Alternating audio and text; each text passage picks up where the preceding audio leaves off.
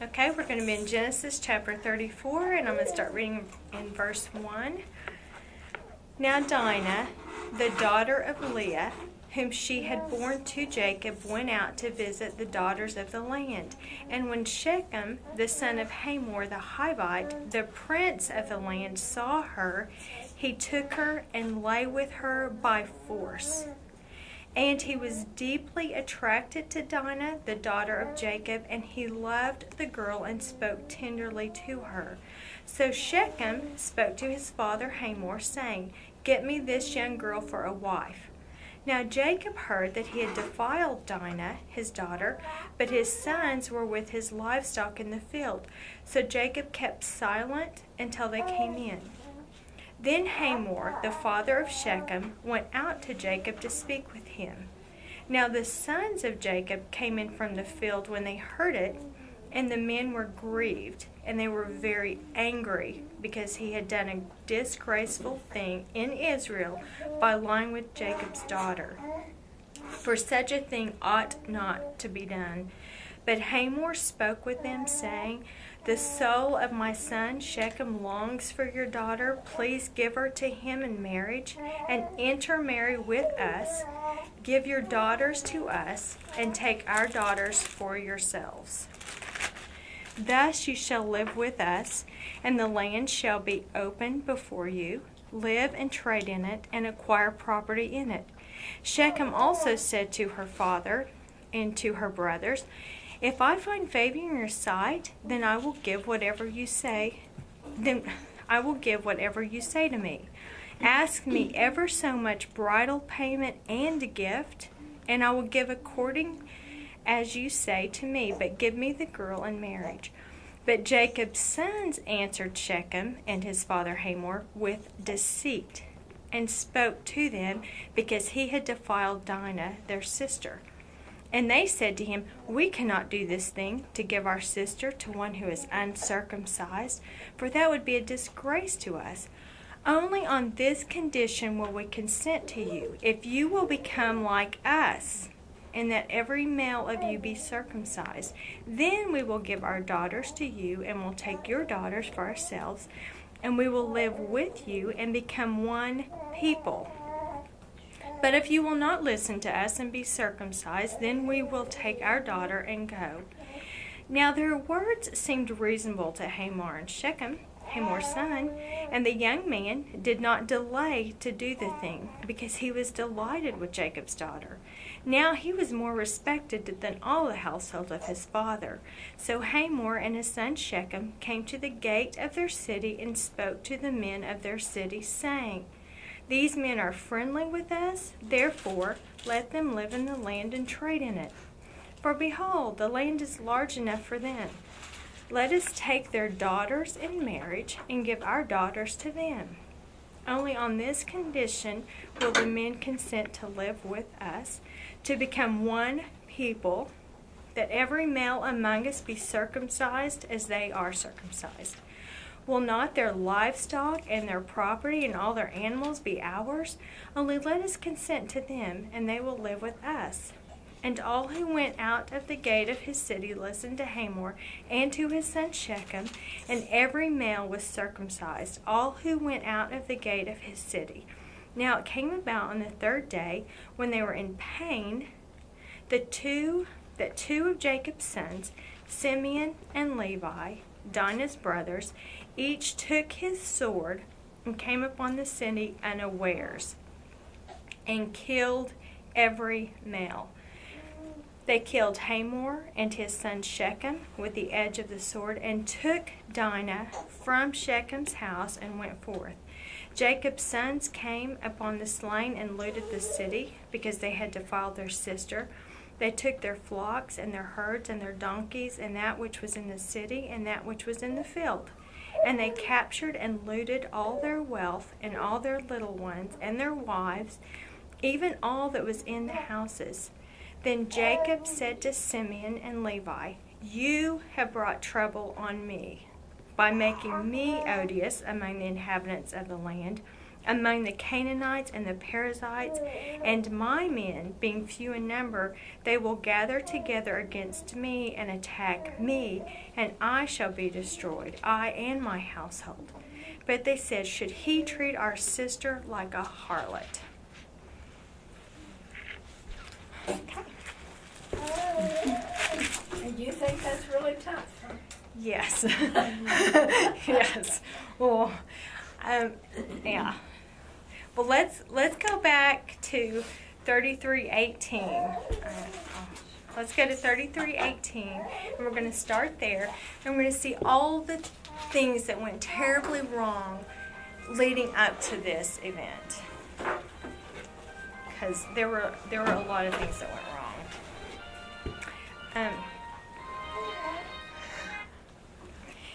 So 33:18. Now Jacob came safely to the city of Shechem, which is in the land. What did I have? We actually need to start in 17. Did I put 17 in your notes? Okay, good. So, Jacob has encountered Laban, and they separated on good terms, and he made nice with his brother, I guess, reconciled with him. And if you'll remember, he had promised his brother he would come to him, but at his own pace. Well, his brother goes south to Seir. Esau goes south to Seir. Jacob, he doesn't go far north, but he goes just a little bit north. So he takes like a step north when he goes to verse 17. And Jacob journeyed to Succoth and built for himself a house and made booths for his livestock. Therefore the place is named Succoth. We have to go back and look at Genesis 31 for a minute to see why this, or 33. What did 31, 3. Thank you. 31,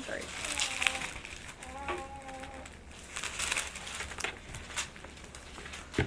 And this is when he was still in Haran working for Laban.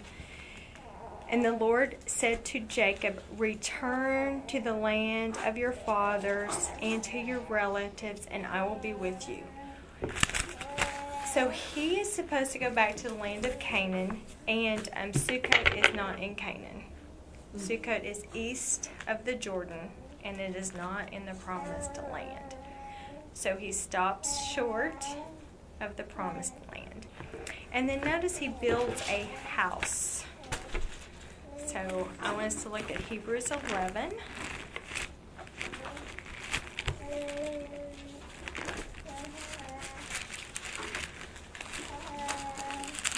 Eleven 9.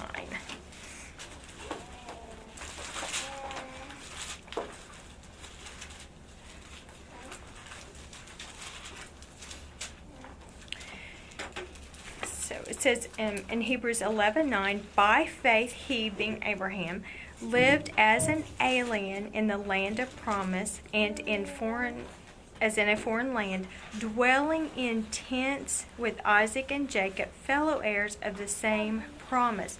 For he was looking for the city which has foundations, whose architect and builder is God.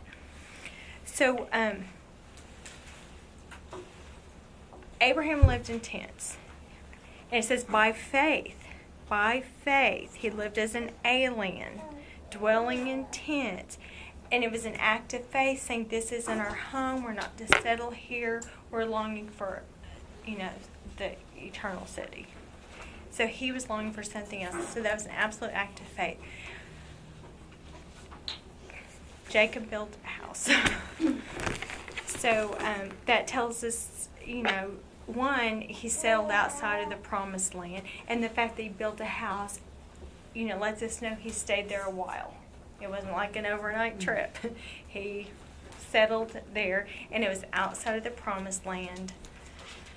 So, okay, we have that. And then back in Genesis 33:18, then Jacob came safely to the city of Shechem, which is in the land of Canaan, when he came from Padan Aram and camped before the city. So this Shechem is between two mountains, Mount Ebal and Mount Gerizim, which makes it a valley, and it would have been very well fertilized. It would have been great land. We need to look at chapter 35. Let's look. Do I have that in your notes to look at 35, 1 through 4? Yes. So immediately following the events of chapter 34, we see this. Then God said to Jacob, "Arise and go to Bethel, and live there, and make an altar there to God, who appeared to you when you fled from your brother Esau." So Jacob said to his household and to all who were with him, "Put away the foreign gods which are among you, and purify yourselves, and change your garments, and let us arise and go to Bethel, and I will make an altar there to God, who answered me in the day of my distress, and has been with me wherever I have gone." So they gave to Jacob all the foreign gods which they had, and the rings which were in their ears, and Jacob hid them under the oak which was near Shechem. So you can see they're going to be in Shechem a while, and they're going to kind of start looking like the world. I don't know. They're going to start like the foreign god thing. And obviously Jacob knew they had foreign gods. And so this is what's going to They happen. plundered them, I guess, from Oh, that's a good point. That's a good point. It could have from been when plundered. they took them. That's a good point. They could have been plundered from there. Yes. So yes, and he does make him put him back. But he sends him to Bethel, which most believe that's probably where we're supposed to go all along. So like we've seen Israel and his family plummet to the lowest of lows. So not only did they take the plunder, they adorned themselves with the plunder, and they were to go to Bethel. And Bethel would not have been as beautiful a land, or as, what would you call, fertile land, as what they would have found in this valley. And they camped outside the city. So we talked about that last week, just right outside the city there. And I couldn't help but think of Lot as we were reading that. So we'll look at that again together. It's in 13, Genesis 13. Beginning in 10. And Lot lifted up his eyes and saw all the valley of the Jordan, that it was well watered everywhere. This was before the Lord destroyed Sodom and Gomorrah, like the garden of the Lord, like the land of Egypt as you go to Zoar. So Lot chose for himself all the valley of the Jordan, and Lot journeyed eastward. Thus they separated from each other. Abram settled in the land of Canaan, while Lot settled in the cities of the valley and moved his tents as far as Sodom. So where Abraham and his tent settled in the, in the land of Canaan, Lot found a city with a valley. It was beautiful, like the Garden of Eden, and settled there. And I just couldn't help but think how much that reminded me more of what Lot did than the example that Abraham had set.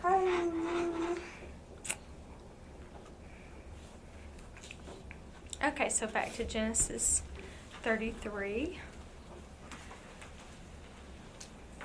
But at least he is inside the promised land. He does make it to the promised land. And we talked about this last week. So from the time they left Haran, Dinah would have been about 6. So by the time we get to the story today, 12 to 14 probably, 15 at the very, very, very most. But so, it's been 8 years, 6 to 8 years, 9 years since they left Haran. So it's kind of like taking his little sweet time going to Bethel. But he does eventually get to Bethel. Let's see. And then in 19, and he bought a piece of land where he had pitched his tent, and from the hand of the sons of Hamor, Shechem's father, for 100 pieces of money.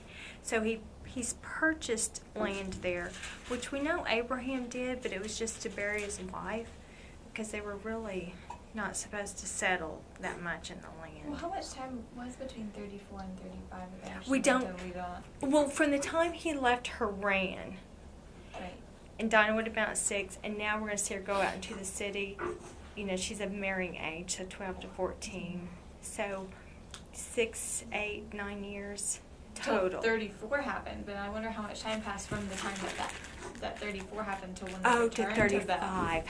I bet that was pretty immediate. I don't know. You would hope. I would hope, yes.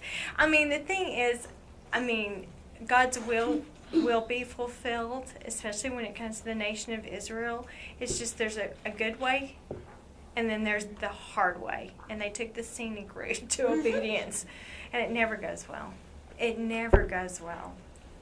Yeah. Okay, so now let's pick up in 34, and so what we're talking about. So now Dinah, the daughter of Leah, and he points out right up front, she's the daughter of Leah, and this is very significant to the story.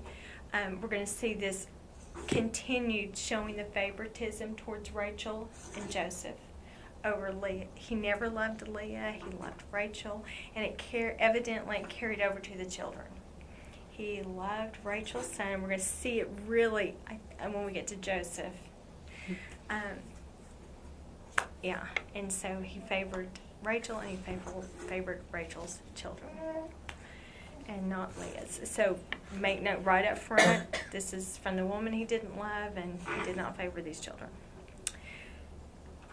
So now Dinah, the daughter of Leah, whom she had borne to Jacob, went out to visit the daughters of the land. We've seen this over and over and over in our study. I say over 3 times. over. Yeah, 3 times we've seen this take place. Turn with me to Genesis 20:13. This is one of them. This is a very common practice, very acceptable in this culture, and everyone knew it. And that's if you're a king or a prince and you see a girl you want, you take him. And I love the way Carol put it. And women could not have more than one husband. Men could have as many wives as they want. Women can only have one husband. So if you happen to be married, well, they'll just kill your husband, and then you're a widow. So they take single women, and it's just their practice, and we knew that. And so in 20, beginning of 13, well, we'll start in 12. I guess 12. Besides, she actually is my sister. This is Abraham and Sarah, and this is the second time Sarah was taken into someone's harem. Besides, she actually is my sister, the daughter of my father, but not the daughter of my mother, and she became my wife. And it came about when God caused me to wander from my father's house that I said to her, "This is the kindness which you will show to me everywhere we go. Say of me, he is my brother." And that's why, because if she had, that wouldn't deter him from taking her. In fact, for kings when they're building their harem, it's kind of an ego thing, I guess. And so they had a deal from the time they left and came to Canaan, because it's a common practice and everyone knew it. It's just what they did. It was acceptable in this culture. Single woman, king wants him, he gets him. And then, so we see this here.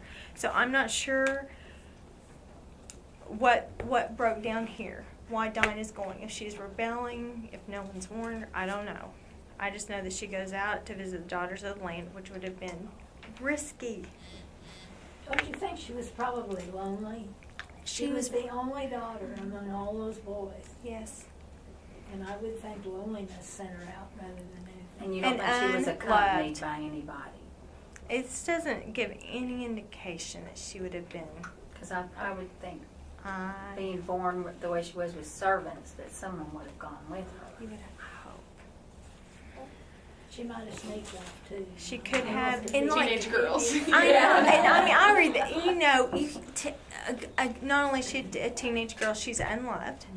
Mm-hmm. She doesn't have that fatherly thing going. Well, even her mother probably didn't love her much because she interrupted her reign of boys that she was having. And she was so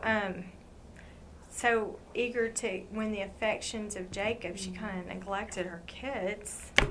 I don't know. I'm not a psychologist, so we'll just we'll stick to the facts. So she goes to visit the daughters of the land. Don't know why. don't know where the breakdown was there. But this was an acceptable practice. And when Shechem, the son of Hamor, the Hivite, the prince of the land, saw her, he took her and lay with her by force. And he was deeply attracted to Dinah, the daughter of Jacob, and he loved the girl, and he spoke tenderly to her. Don't doubt his sincerity.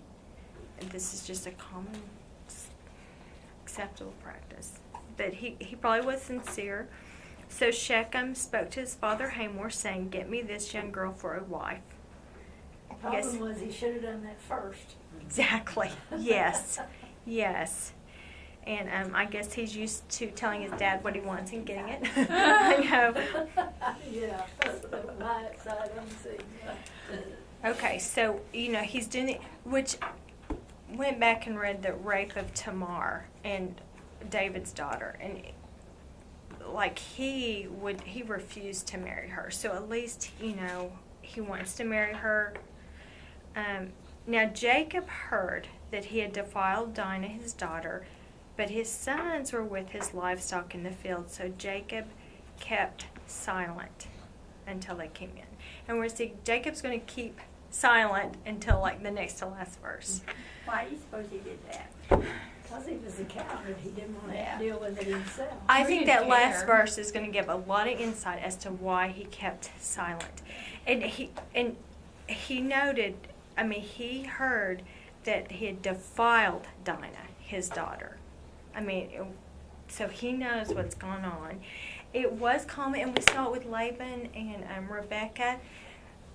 It wasn't just the father that had to give permission in marriage. It was all the brothers who were of legal age. So they all had to give consent. It wasn't just the father. So in that, he did have to wait on the sons, although I think he could have found something to say. I know. He kept silent until they came in. Or Then- maybe he thought if he didn't really care for those kids as much, maybe he thought, I'm going to let them handle this. Because I don't really Yeah. care that much about her, I'll just let them. I don't know. So then in verse 6, then Hamor, the father of Shechem, went out to Jacob to speak with him. And, they're doing everything that would have been above and beyond in their culture. Now the sons of Jacob came in from the field, and when they heard it, the men were grieved, and they were very angry because he had done a disgraceful thing in Israel by lying with Jacob's daughter, for such a thing ought not to be done. So now we see a little outrage from the brothers. And so everyone's present that needs to be. You've got Hamor, Shechem, Jacob, and then his sons, and we really don't know if all of them were there, if just Dinah's biological brothers, I don't know, just the ones of legal age, we don't know. But we do see that when the sons arrived, the men were grieved and they were very angry. And then they say this disgraceful thing in Israel, have done this disgraceful thing in Israel by lying with Jacob's daughter. So I don't know if they were recognizing, if it really means in Israel, and they were recognizing we're becoming a nation, we're a people becoming a nation of people, if they understood that, or if another way that this could have been translated was they've done a disgraceful thing against Israel. In or against were both acceptable words for that. So I just don't know what the sons, if they were defending their father's honor or if they were defending as a nation. But they've done this disgraceful thing, which would have been acceptable in Canaan, not acceptable in Israel at all. But Hamor spoke. So I don't know if Hamor's not aware of their anger yet. I don't know. But Hamor spoke with them, saying, "The soul of my son Shechem longs for your daughter. Please give her to him in marriage and intermarry with us." Okay, this is an absolute, no way. And Jacob knows it. Jacob knows they were not to intermarry. And I pulled those scriptures back just beginning in Genesis 24. And this of course was when Abraham was looking for a wife for Isaac. And just hear the urgency, and you know this message got passed on because Isaac will repeat it. But so Genesis 24:1. Now Abraham was old, advanced in age, and the Lord had blessed Abraham in every way. And Abraham said to his servant, the oldest of his household, who had charge of all that he owned, please place your hand under my thigh, and I will make you swear by the Lord, the God of heaven and the God of earth, that you shall not take a wife for my son from the daughters of the Canaanites, among whom I live. But you shall go to my country and to my relatives and take a wife for my son Isaac. And then, of course, he goes through all the scenario. And the servant said to him, suppose the woman would not be willing to follow me back to this land. Shall I take your son back to the land where you came from? And Abraham, beware lest you take my son back there. The Lord, the God of heaven, who took me from my father's house and from the land of my birth, and who spoke to me, and who swore to me, saying, to your descendants I will give this land. He will send his angel before you, and you will take a wife for my son from there. But if the woman is not willing to follow you, then you will be free from my oath. Only do not take my son back there, and do not let him marry a Canaanite. Can it be any more clear? Do not let him marry a Canaanite woman. And then we see the same thing. Jacob heard this firsthand from his parents. We have 27:46. And Rebekah said to Isaac, I am tired of living because of the daughters of Heth.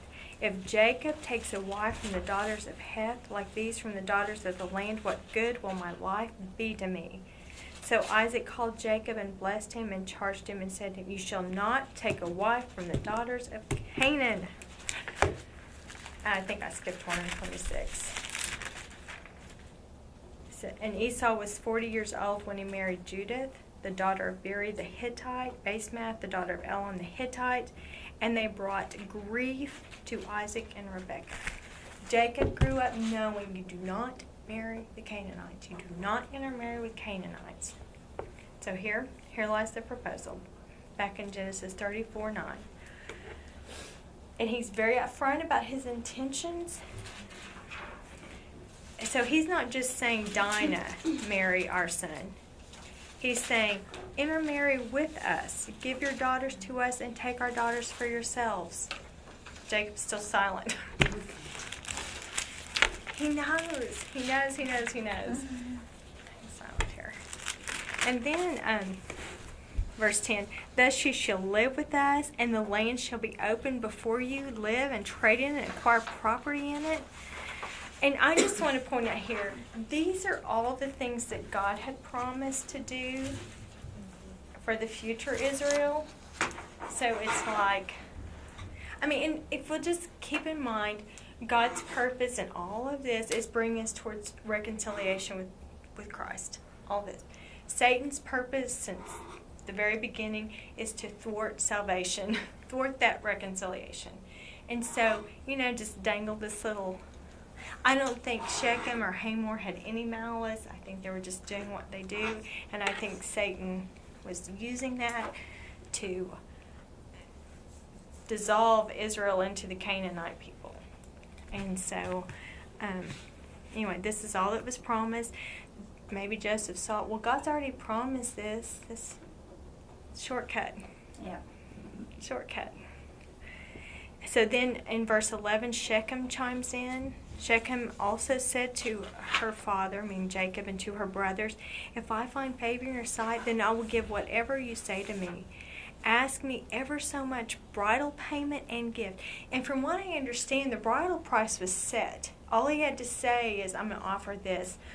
But he's saying, you set the price. I'll pay whatever you say. And he includes a gift. So a bridal price and a gift. If you're greedy or fleshly, this is going to be very enticing, I guess. He said, ask me ever so much bridal payment and gift, and I will give according to as you say to me, but give me the girl in marriage. So he bargained for her like you would bargain for Yes, like a piece of cattle. a prize animal. Yes, I know. Which that wasn't the offensive part to them. Unfortunately. And notice Yeah. Jacob doesn't respond. Jacob's still silent, but Jacob's sons answer. They answered Shechem and his father Hamor with deceit. I couldn't help but think about this at that point as parents, when you look and you recognize your kids have all your worst qualities.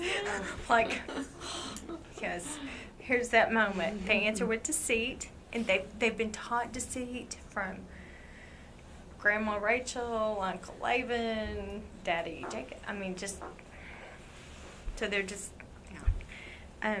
They answer with deceit, and they spoke to them because he had defiled Dinah, their sister. They're grieving and they're angry, and so they have a plan. They say to them, we cannot do this thing, to give our sister to one who is uncircumcised, for that would be a disgrace to us. Only on this condition will we consent to you, if you will become like us, and that every male of you be circumcised. Then we will give our daughters to you, and we will take your daughters for ourselves, and we will live with you and become one people. And just how many times he said, become one with the Canaanites, one with the Canaanites. You know Satan's behind this. But if you will not listen to us to be circumcised, then we will take our daughter and go. And you find out later, I think it's verse 26, that Dinah is still at their house. Like, they've taken her, she's part of the harem like us. So this circumcision, they'll never be like Israel. Like, you can go through all the motions and rituals. You are not, just because you're circumcised, you are not part of the covenant. So, of course, they were acting deceitfully as they intended. And I think I put in here to go back and read what the circumcision was. And it's clearly a covenant sign between it. So, you know, I guess I understand why they took such a sacred sign that was just between them and God. I mean, this whole thing is in deceit. But this was supposed to be a covenant sign between God and Israel. And just to use it so, I don't know what the right word is, but in such a wrong manner. Misrepresentative. Yes. Misrepresentative. But do you think they presented that because they thought that the men would be like, no way? I mean, No. they knew they They knew what they were going to do. I mean, they could see it in, you know, honorable men. He really wants to marry her. Yeah, I think he knew. They knew it would weaken them. Yes. Right, yeah. But why they went along with it, I know. I think Well, greed is why. greed is why. Exactly. That's a pretty high priced. I know, that's what I was thinking. But I And to mean, get everybody to go along with it too. It's not just they one did. person. They appealed. It's a great They idea. appealed to the greed aspect, though. They did, because our human nature is greedy, and they appealed to that greed. So there's two sins going on. There's- Revenge and greed. There's so many sins. I know, going on both sides. And just the fact that they would take this sacred sign, and we can just hit some of the highlights of 17. In verse 11, he said, and you shall be circumcised. So Genesis 17:11. And you shall be circumcised in the flesh of your foreskin, and it shall be a sign of the covenant between me and you. And every male among you who is 8 days old, not like grown men, 8 days old, shall be circumcised throughout your generation. And I mean, he offers circumcision to those those not born to Abraham. He offers circumcision to them, but they, you know, they only would do it if they agreed that they wanted to belong to God. See you next week. Okay. So it was meant to be if you were going to be in. Sorry. No. You can go downstairs and eat later if you want to. You can, but you don't Okay. have to. Yeah. Things get done with the kids, right? And then to Kelly's point, even though she left, this is an everlasting covenant. Like, everlasting means everlasting. I don't care what language. Everlasting is everlasting. So anyway, it was meant to be a covenant sign between the two. And then they just take that. Okay, so back in Genesis 34.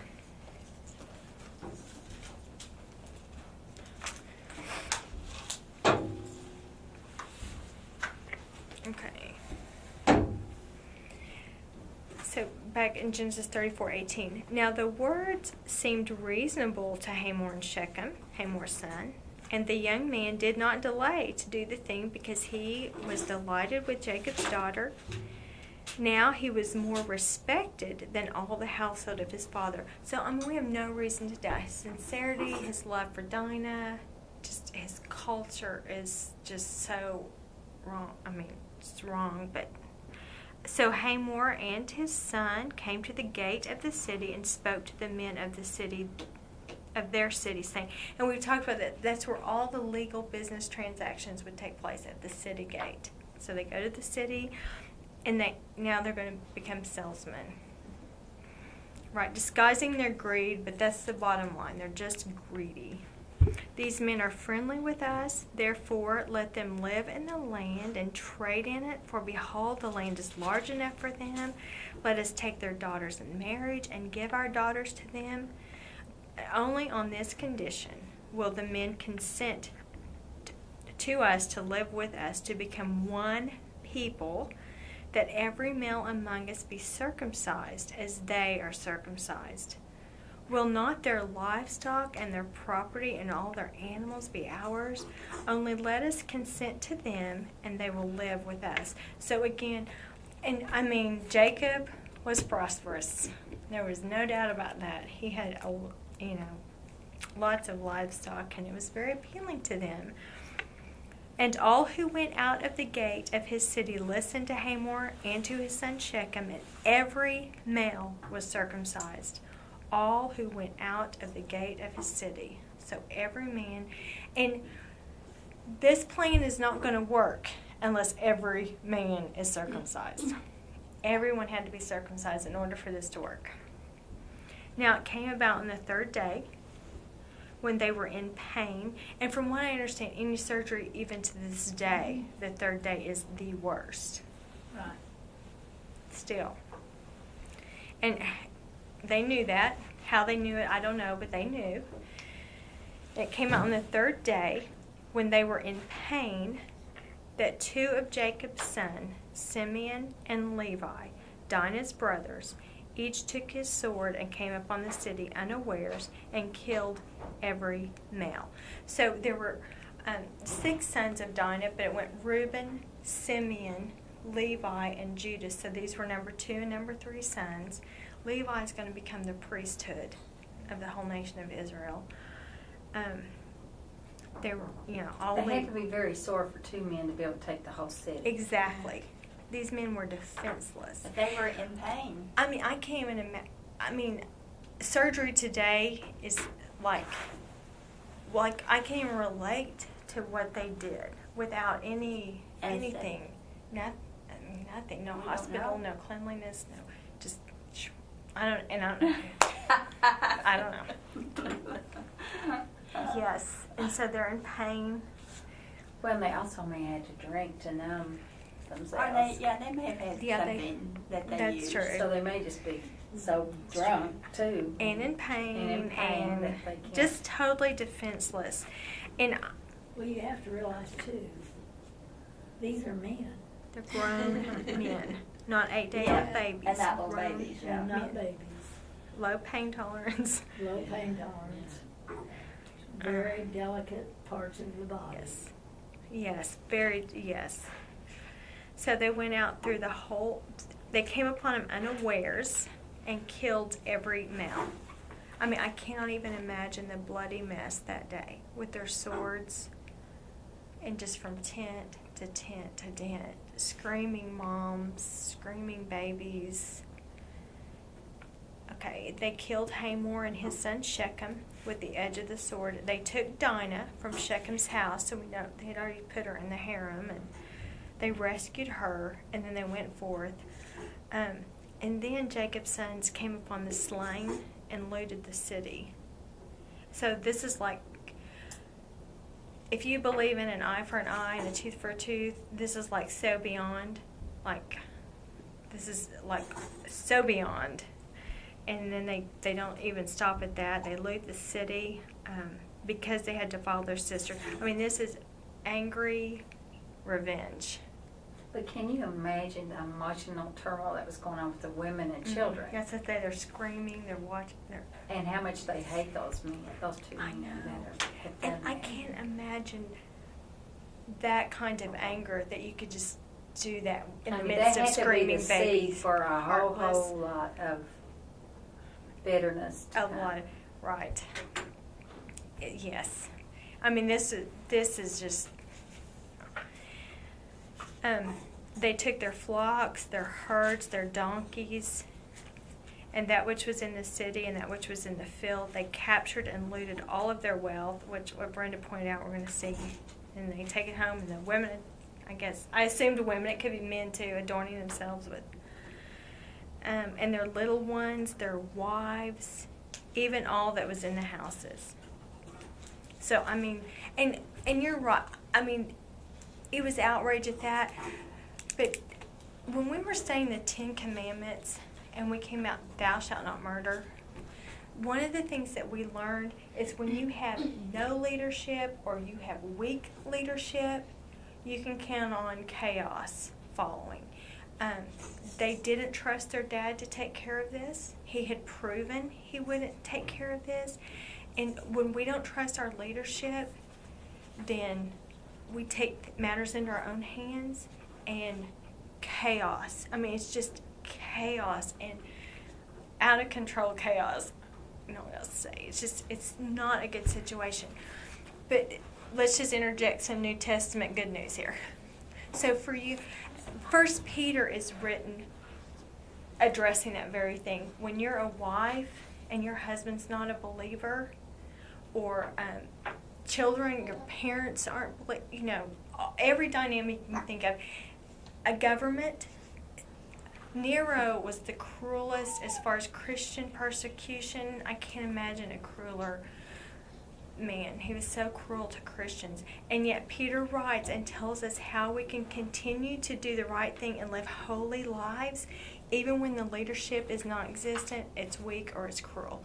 How we can still be holy, and that's that we're not real. When we submit to their authority, we're not trusting them, we're really trusting God. And that's what we don't see here, trusting God. If you don't trust Jacob to take care of it, then trust God to be faithful and to continue to defend and take care of them. But they didn't. They took matters in their own hand because Jacob's weak and wouldn't do it, wouldn't defend his own daughter. And so the brothers take it on themselves, and then this is what we have, a mess. She just about described our country. She did a good job. She did a describing good, our she country. did a good job. Yes. And Iran. Yes, I mean, yes. I mean, And, what's happened in the last 3 days in Iran is just pathetic. well, I will tell you, I went back and read through Habakkuk this weekend, and that was like chapter 1. I love chapter 1. Yeah, it's a good reminder. When you don't understand things that are going on, you don't trust the leadership, you don't understand, you cling to what you do understand, and that's God's faithful and He's good. So that's what I learned.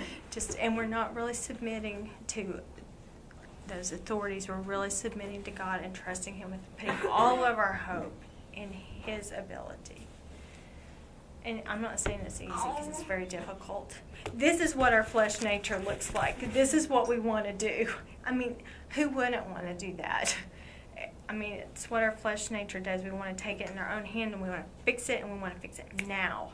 We don't want to wait now. And this is what it looks like, and it's ugly, and it never ends well. Nobody benefits.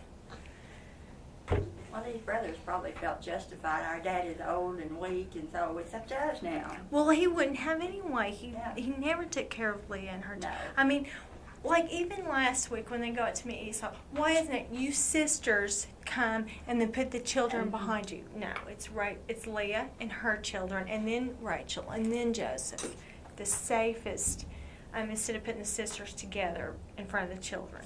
I mean, it's a pattern, and they just didn't trust him to take care of things. He wouldn't have, he didn't. But the thing is, God does. They shouldn't have been in Shechem. They should have gone on to Bethel. It just gone on. I mean, it's just a mess. It's just a mess. It's an absolute mess. And so then, after 29 verses of Jacob's silence, Jacob's going to speak. And if your blood's not boiling yet, it will be after this. Notice what he, condemns. Then Jacob said to Simeon and Levi, "You have brought trouble on me." Like, forget what happened to Dinah.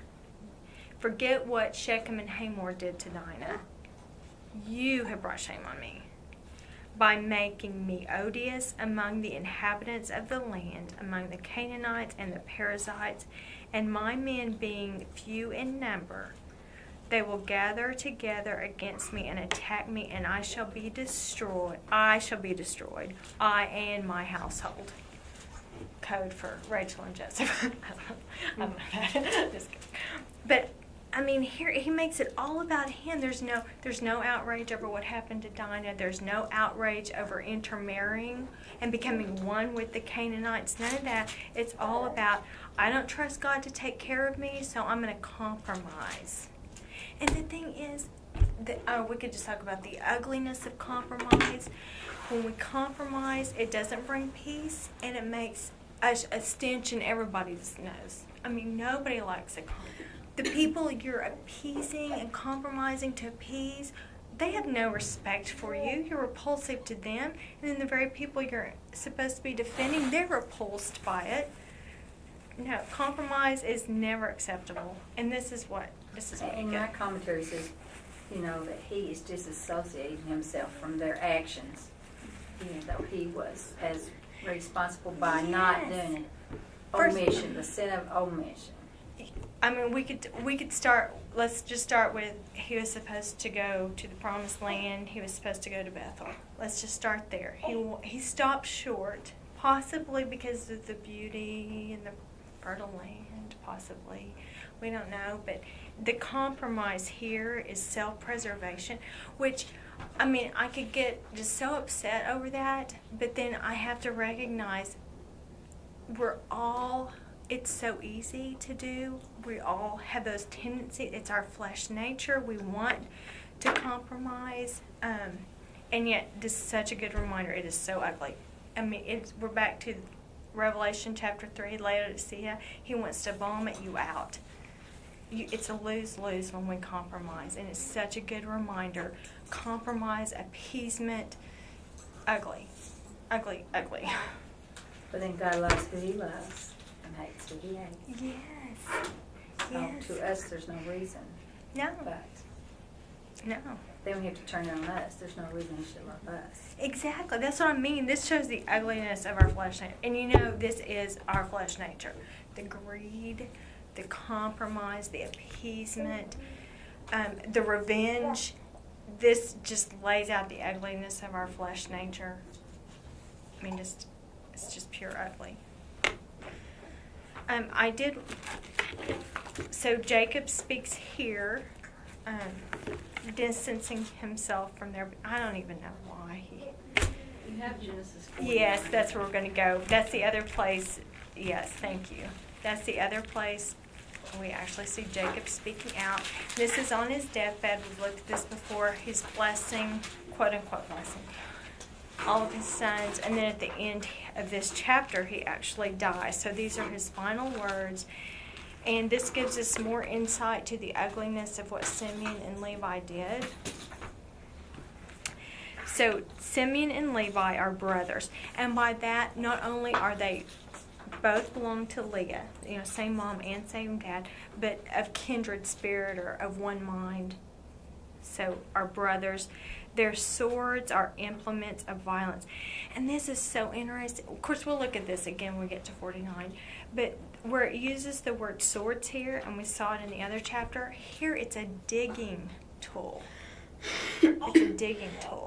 And so it may not have even been as clean as a sword. It was a digging tool, which may have been how they were able to slip into the city unawares.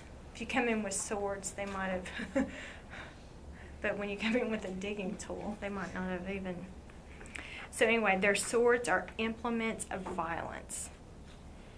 Let my soul not enter their council. Let not my glory be united with their assembly, because in their anger they slew men, and in their self-will they lamed or hamstringed oxen. Do you know what it is to hamstring an oxen? Their tendons is what Okay, it's that's saying. what- Sounds horribly cruel. It's very painful. It's, They're punishing an animal for Yeah. something they've not done. I mean, it's like the rage was so much deeper than just what happened to Diane. Rage over their father not doing something. Rage No over longer useful. Is that what? Okay, they lamed the ox or hamstring the oxen. Cursed. Okay, this is Jacob on his deathbed talking to Simeon and Levi. Cursed be their anger, for it is fierce, and their wrath, for it is cruel. I will disperse them in Jacob and scatter them in Israel. And notice how he says in the end of verse 6, and in their self-will.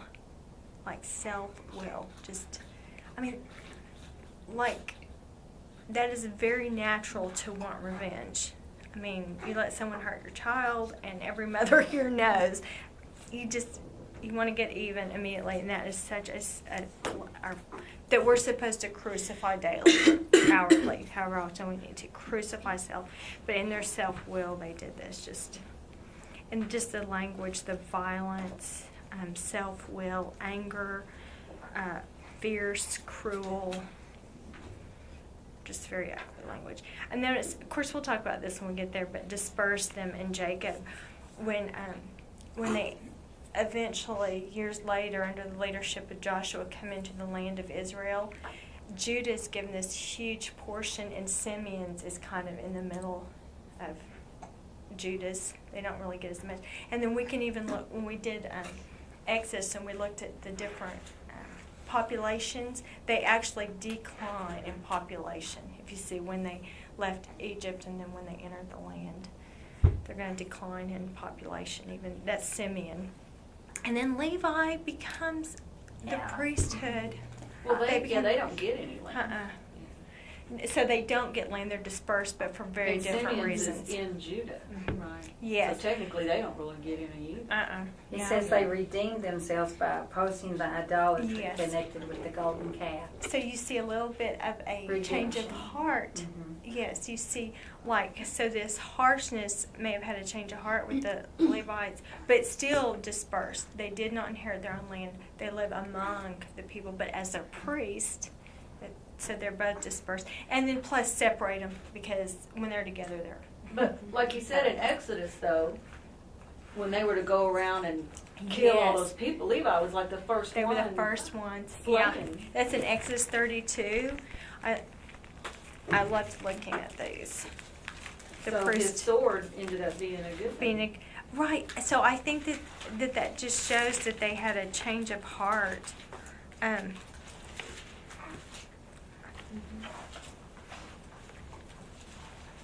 I wanted to. There's one word that he uses. Oh, I have to find it. We had to go around. Remember when he said, anyone who agrees, gather to me. So we might still Moses commanded 3,000 people died. Yes.